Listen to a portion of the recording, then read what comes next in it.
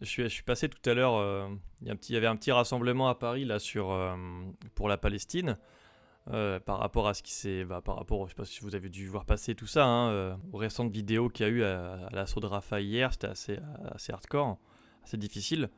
Donc du coup, je me suis dit, en vrai, pour essayer d'en parler à ma juste échelle, je me disais que, en fait, ça concordait avec l'arrivée du festival Ciné Palestine qui aura lieu le 30 mai à Marseille et le 7 juin à Paris. Et du coup, je voulais un peu vous en parler parce que moi, ça m'a vraiment donné envie d'essayer de mettre un peu de dire quelques mots sur ce festival parce que je pense que c'est important. Le cinéma palestinien, il n'est pas vraiment reconnu dans le monde. Il y a très très peu de cinéastes reconnus.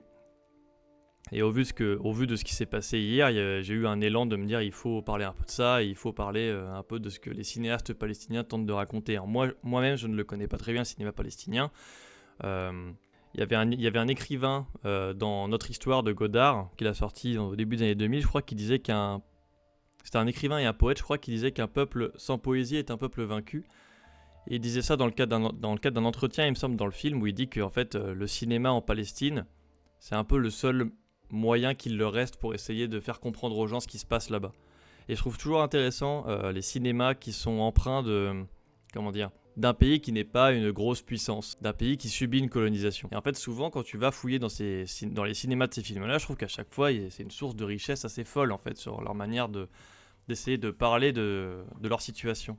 Donc le festival Ciné Palestine là-dessus, je trouve qu'il peut être vachement intéressant, en fait, à ce niveau-là. Alors attendez, je vais vous montrer un petit peu l'angle d'attaque du festival. Alors faut voir si vous êtes sur Marseille. Alors là, je vais vous présenter la programmation du festival à Paris. Mais du coup, le 30 mai, il y a Marseille. Donc si vous êtes dans le coin. Depuis sa création, le Festival Ciné Palestine a accompagné la remise en circulation de films d'archives du cinéma palestinien longtemps considérés comme détruits ou volés ou marginalisés, notamment en organisant des rencontres et en sous-titrant des films.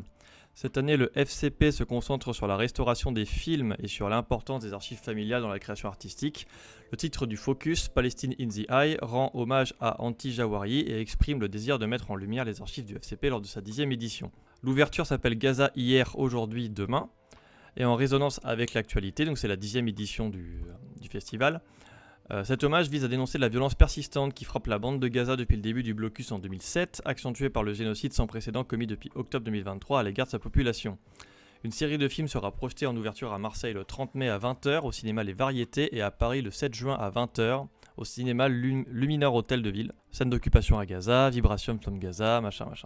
Donc voilà, il y a pas mal d'avant-premières, il y a des courts-métrages, il y a tout ça et je trouve que ça peut être vraiment passionnant. Genre par exemple, si je retrouve un Wikipédia qui parlait du fait qu'il y avait eu par exemple il y a eu des mouvements par exemple de la même manière que dans le cinéma français, dans le cinéma palestinien, il y a eu des mouvements cinématographiques aussi, où il y avait des discours explicitement politiques de l'organisme de cinéma palestinien, donc fondé en 68, machin, donc ça c'est assez passionnant, et des films au langage plus esthétique réalisés à partir de 1980 par Michel Clefly et les jeunes auteurs qui l'ont inspiré. Donc voilà, moi je connais pas tout ça, mais je trouve que c'est hyper intéressant d'essayer de voir un peu comment ils racontent leurs histoires en fait. Donc du coup voilà, le vendredi 7 juin au Palais de Tokyo, il y a carrément une visite guidée, il y a une expo, machin, et il y a l'ouverture avec Gaza hier, aujourd'hui, demain, avec tous les films dont je vous ai parlé. Il y a des discussions avec les réalisateurs en question. Le samedi 8 juin, il y a une sélection de petits courts-métrages, des documentaires, des trucs un peu expérimentaux. Il y a un focus Palestine in the Eye à 17h, toujours au Le Mineur Hôtel de Ville, où pareil, là il y a des conversations avec un réalisateur pour parler un peu de la situation là-bas et de comment se développe le cinéma en ce moment. Donc je rappelle, tout ça, ça va aussi lieu du 30 mai au 7 juin, mais à Marseille. Ensuite, il y a un film palestinien qui a été présenté à la quinzaine des réalisateurs cette année qui sera diffusé à 20h, avec une discussion avec le réalisateur. Et en fait, c'est comme ça il y a pas mal de films et de courts-métrages jusqu'au 13 juin. Donc moi, je pense que, évidemment, le festival, je crois qu'il est libre d'accès, on peut y aller un peu quand on veut. Et je pense que si jamais il y a des gens qui sont chauds d'aller jeter des coups d'œil là-bas, moi je pense que je vais essayer d'y aller, je vais essayer d'y passer le plus possible. Il y avait les cahiers du cinéma qui avaient fait un peu un truc sur les deux pays, sur Israël et sur la Palestine, pour essayer d'expliquer un peu comment en fait le cinéma permet de mieux voir aussi ce qui peut se tramer entre ces deux pays. Donc ils avaient cité 9 films dans un de leurs ouvrages. Donc ça a l'air assez intéressant. Et nous, on était allé voir avec ma copine Le Déserteur, qui était un film israélien pour le coup sur un soldat qui déserte de l'armée, un jeune gamin de 18 ans. Et le film, il est assez intéressant, je trouve, justement, sur cette manière de voir déjà comment les infos circulent au sein d'Israël et comment on force un peu ces jeunes à ne plus avoir d'avenir et comment on les enferme très très vite en fait dans un espèce de nationalisme à outrance qui les amène à rejoindre l'armée alors que le mec a 18 ans et comprend pas du tout pourquoi il est là, quoi. Donc c'était assez intéressant aussi de voir le point de vue israélien à ce niveau-là, de voir un peu comment les réalisateurs aussi, même en vivant en Israël, arrivent à avoir ce recul vis-à-vis de la guerre et vis-à-vis de la colonisation. Donc c'est assez intéressant. Alors je sais pas si vous connaissez déjà des cinéastes palestiniens. Moi je connais celui qui avait fait l'anniversaire de Leïla en 2008, il me semble, j'ai oublié son nom, qui était une petite comédie qui était pas mal, qui arrivait aussi à montrer un peu tout ce que engendre en fait la colonisation et donc les désordres dans la société palestinienne. Donc ça c'était assez intéressant. Mais à part ça, c'est vrai que moi je le connais pas très bien. Et du coup, je trouve que le festival, ça peut vraiment être une super occasion déjà de l'honorer un peu ce cinéma et de penser à eux en ce moment. Moi, j'ai l'impression qu'à notre manière aussi, ça peut nous permettre d'essayer d'avoir un regard bien développé aussi sur leur cinéma et voir un peu ce qu'ils ont à nous raconter, quoi.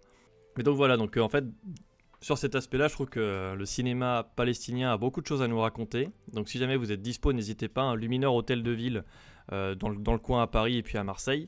Ça dure 1 semaine. Donc si jamais vous arrivez à vous trouver du temps pour essayer de découvrir un peu ça peut être vraiment passionnant, je pense. Puis cette histoire de cinéma aussi qui concerne des pays pauvres ou des pays colonisés, moi ça me fait penser à un autre cinéaste que j'ai découvert il y a pas longtemps. Il me semble qu'un de ses films était était en compétition au festival de Cannes. C'était Riti Pan, un réalisateur cambodgien. Et en fait j'y pense parce que je me rappelle justement de ce cinéphile, enfin de ce conte cinéphile qui s'appelait Cinépop, je sais plus quoi, un truc à la con, qui avait refait un truc en disant ouais tu peux être cinéphile et je sais plus comment il avait formulé ça, mais en mode ouais les cinéphiles élitistes ils aiment que les petits films cambodgiens de 3 heures, voilà. Et en fait j'avais QRT en disant bon voilà take de con, et en fait des gens sont venus dire que le cinéma cambodgien en plus il est passionnant, et effectivement Riti Pan est assez passionnant à ce niveau-là, quoi. Oui, voilà, il a présenté son film Rendez-vous avec Pol Pot à Cannes Première, pas en compétition. Le cinéaste thaïlandais Apichatpong Veeracitakul, là-dessus, je trouve qu'il est absolument brillant. Enfin, il y a vraiment sur plein d'autres pays, pour que ça t'intéresse un minimum, tu te rends compte qu'il y a vraiment beaucoup de richesses, bien plus souvent que dans les pays comme les États-Unis, et tout ce truc comme ça, quoi. Faut juste de la curiosité. Et pas du pseudo-racisme direct. Comme si un tout petit pays faisait un cinéma moins intéressant, quoi. D'ailleurs, pour ceux-là, pour clore un peu le truc sur le ciné Palestine, si jamais vous avez envie de faire des dons ou quoi que ce soit, j'ai RT sur Twitter un document qu'a partagé le joueur du grenier. Il a partagé un document pour faire, si vous voulez faire des dons, si vous voulez mettre un don, faire un don pour tous les blessés, pour toutes les familles endeuillées là-bas, n'hésitez pas. C'est très bien, je trouve qu'il ait fait ça.